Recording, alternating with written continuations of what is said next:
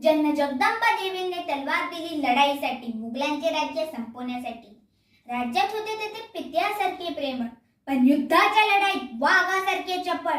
अशा शूरवीरासाठी माझा मानाचा मुजरा, मानाचा मुजरा, मानाचा मुजरा.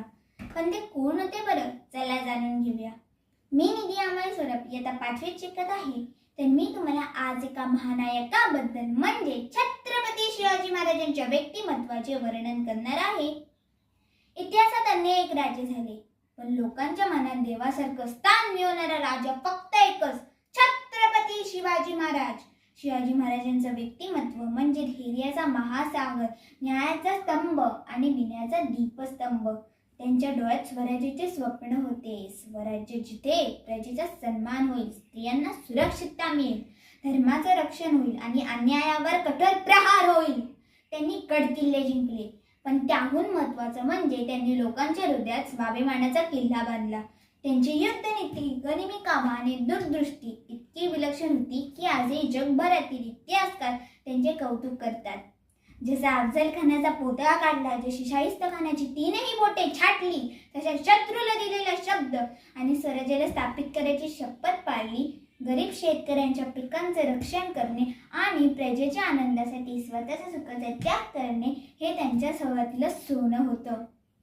कितीही संकटे आली पण राजे खचले नाही. आग्र्याच्या तुरुंगातून सुटणं असो किंवा कमी सैन्य घेऊन मोठ्या शत्रूवर विजय मिळवणं असो, धैर्य आणि बुद्धी यांच्या जोरावर अशक्यही शक्य केलं. आजच्या तरुण पिढीने जर शिवाजी महाराजांचं व्यक्तिमत्व आत्मसात केलं तर भ्रष्टाचारावर प्रामाणिकपणा जिंकेल, भीतीवर धैर्य विजय मिळवेल आणि आपला देश पुन्हा जगाचा आदर्श बनेल. इंद्रजिमी जंब पर बाडवसु वंब पर रावणसा दंब पर रघुकुल राजे पवनबारी बाह पर शंभुरती नाह पर जो सहस्त्र बाह पर राम दिज राजे द्रावण रुंदंड पर चीता मृग झुंड पर भूषण बितुंड पर जैसे मृगराज है तेजित मांस पर कर्णजिमी कंस पर योमलिच बंस पर शेर शिवराज है. मित्रांनो, शिवाजी महाराज फक्त इतिहासातील पानांवर नाही तर ते आपल्या हृदयात आणि रक्तात आजही जिवंत आहेत.